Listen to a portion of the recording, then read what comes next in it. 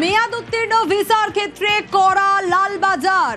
মেয়াদ উত্তীর্ণ ভিসার ক্ষেত্রে কেন করা লালবাজার, কি নির্দেশ দেওয়া হয়েছে, ভিসা খতিয়ে দেখে নয়া বিভাগ চালুর কথাও বলা হয়েছে।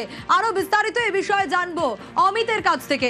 অমিত, দেখো, ভিসার মেয়াদ উত্তীর্ণ সকল বিদেশি আমাদের কলকাতায় রয়ে গেছে তাদের বিরুদ্ধে কড়া পদক্ষেপ নেওয়ার ক্ষেত্রে লালবাজারের তরফে স্পেশাল টাস্ক ফোর্স ডিপোর্টেশন বলে একটি আলাদা সেকশন চালু করা হয়েছে বা চালু করা হলো, এমনটা কিন্তু লালবাজার সূত্রে খবর।